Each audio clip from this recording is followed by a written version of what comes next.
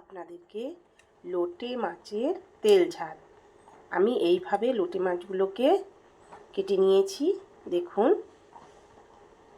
এর মধ্যে আমি হলুদ দিয়ে দিলাম, নুন দিয়ে দিলাম এবং এর উপরে আমি একটু লেবুর রস দিয়ে দিলাম।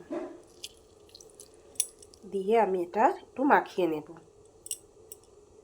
আমি এটা মাখিয়ে নিয়েছি। আমি কিছুক্ষণ প্রায় আধ ঘন্টা মতো এটা মাখিয়ে রেখে দেব। গরম তেলে আমি কালো জিরে ফোড়ন দিলাম।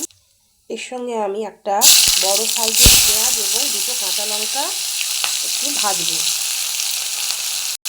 এর মধ্যে আমি একটু টমেটো কুচি দিয়ে দিলাম,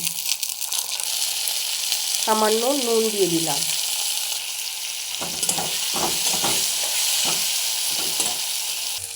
এর মধ্যে আমি 1.5 ইঞ্চি সাইজের আদা এবং 4টে রসুন আমি বেটে দিয়েছি।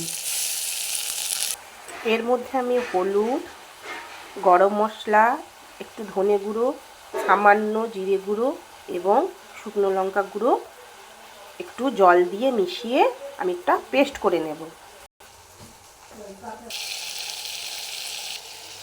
এর মধ্যে আমি এই পেস্টটা দিয়ে দিলাম।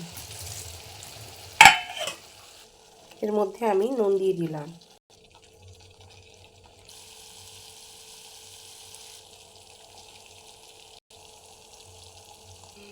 আমার মশলাটা কষানো হয়ে গেছে। এবারে আমি এতে জল দিয়ে দিচ্ছি।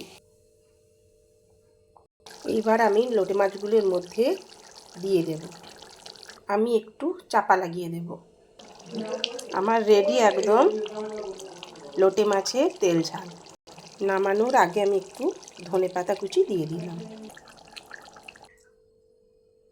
লোটে মাছের তেল ঝাল একদম গোটা গোটা মাছগুলো আছে, দেখুন।